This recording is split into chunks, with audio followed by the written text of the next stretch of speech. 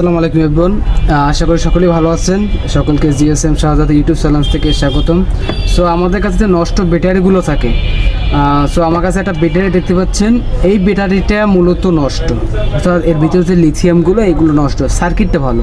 তো আমার কাছে আর একটা ব্যাটারি রয়েছে স্যামসাং মেডি, এইটার আবার সার্কিট নেই কিন্তু লিথিয়ামটা ভালো রয়েছে। এখন আমরা এই সার্কিটটা খুলে এখানে লাগাবো।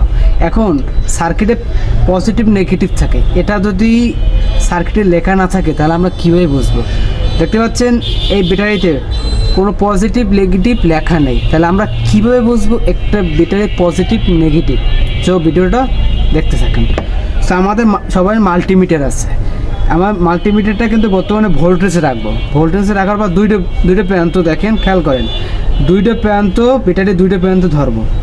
ধরার পর এখানে দেখাচ্ছে যে 3.4 ভোল্ট রয়েছে, দেখতে পাচ্ছেন।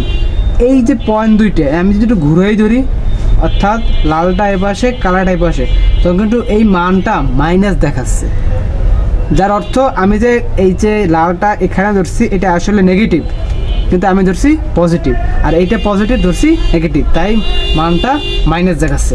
এছাড়াও আমরা এভাবে বুঝতে পারি ব্যাটারি কোনটা পজিটিভ প্রান্ত কোনটা নেগেটিভ। সো আমরা দেখতে পাচ্ছেন এইটা নেগেটিভ প্রান্ত, এইটা পজিটিভ প্রান্ত। ধরার পর দেখেন কোনো মাইনাস মান দেখাবে না, ভোল্টেজটা প্লাসে দেখাবে বা কোনো চিহ্ন দেখাবে না, তাহলে বুঝতে পারছি এইটাই হলো পজিটিভ, এটা হচ্ছে নেগেটিভ।